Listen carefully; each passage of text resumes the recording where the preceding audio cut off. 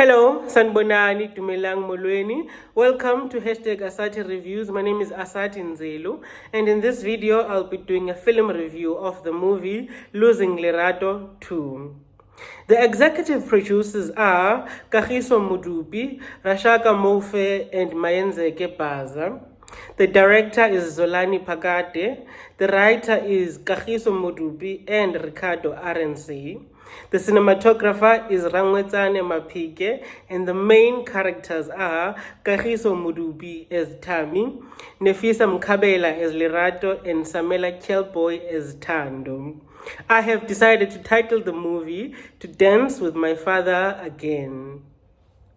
Losing Lerato 2, as the name suggests, is a sequel to Losing Lerato 1, a movie that is about a man, Tami, who went to lengths to fight for a relationship with his daughter. Tami kidnapped his daughter Lerato with the aim to relocate with her to Kimberley, where he could exercise his fatherly duties without any issues. He went to such lengths because his baby mama, Tando, was a hindrance to their father-daughter relationship since she had moved on to a richer man, rendering Tami unworthy of her and of her daughter. Tami fought tooth and nail to be a present father to his daughter. He held a whole bus full of passengers hostage as part of his plan to Utopia with his daughter. But unfortunately for Tami, this plan didn't succeed. And even more unfortunate was the fact that Tami discovered that Lerato was not, in fact, her daughter, but the daughter of an unknown tourist. Tami was a bright young man with international prospects, but all of that went to the dungeons when he mixed with the wrong woman who used him for her own personal gain, consistently holding no regard for his life and dreams, and eventually being at the center of every challenge that he faces thereafter. In Losing Lerato 2, it is Lerato who is fighting tooth and nail to have a chance to be with Tami, her dad. After many years, Tami is released from prison on medical parole due to a lungs complication. Lerato's mother has moved on to the next man with better prospects and married the Minister of Health. Lerato tries with all she has to ensure that her father is comfortable and enjoys being a free man, but unfortunately, Tami's illness rains heavily on their parade. Lerato's half-sister, born of her mother and the Minister of Health, had heart complications, and the minister pulled some strings to push the little girl up the donor list so that she could get the transplant and end all her woes. In desperation, Lerato appeals to her stepfather to do the same for Tami, but with the support of Lerato's mother, the minister refuses, vomiting a gazillion excuses. When Lerato is told by the doctor that she has limited time with her father and that she should utilize it to the maximum, she loses her mind, and following in her father's footsteps, she steals the security's gun, holding the hospital hostage and demanding that they prioritize finding her father a lung donor. When the matter escalates and the police get involved, the lead detective realizes that this is a case of history repeating itself.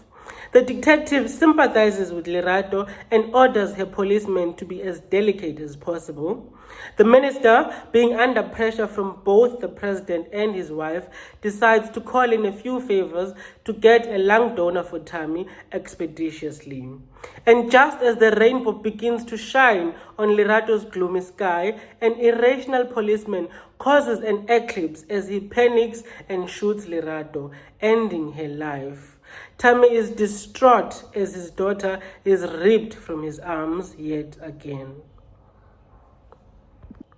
In so many ways, this movie was an apt reflection of South Africa as it showcased the corruption and selfishness of politicians, government hospitals being under-resourced, as well as the load shedding and the threat that it brings to the lives of patients. When all the hostages were seated in the waiting room, indulging in the doctor's complicated love life, that also showcased the ability that South Africans have of finding humor and joy even in the most difficult situations. As a fan of Losing Lerato 1, I was quite disheartened at how Losing Lerato 2 turned out because, firstly, it was too fast paced. It felt like it was rushing through the scenes that were actually meat to the bone and rushing to the scenes whose necessity to the story was questionable. The first 15 minutes of the movie, Tammy leaving prison, bonding with his daughter, and settling into his new home were so rushed, one could barely even get a moment to savor them. It didn't give us time to really fall in love with the characters and be able to empathize with their struggles. There were also too many things that were done as gimmicks to add either tension or spice to the movie. For example, the lady neighbor who tried to seduce Tammy but ended up having no impact on the storyline. The little girl having everyone anxious by leaving the car and walking into the hostage situation, but nothing happens to her. Lerato getting shot but does not feel the impact of the bullet until moments later, and yet she is neither muscular nor thick. Despite my many complaints as a fan of the prequel, this was definitely a great movie that teaches viewers the importance of living in the moment and being careful of the company that we keep due to the long-term impact that they may have on our lives, as well as the fact that the extremes we may go to for the people that we love may at times do more harm than good. Thank you so much for watching this film review. Please do like, subscribe, and comment down below under the hashtag Asati Reviews. Hi, hello, my name is Asati Nzelu, the creator, producer, director, and writer of Asati Reviews. If you have reached this point, that means you've watched the whole video of this review, and I thank you so much for that. Kindly continue to support Asati Reviews by subscribing and commenting on the videos below under the hashtag Asati Reviews. You can also go further by following me on all social media platforms as at Asati Nzelu on Instagram and TikTok, and at Nzelu Asati on Twitter, or as it is now called, X.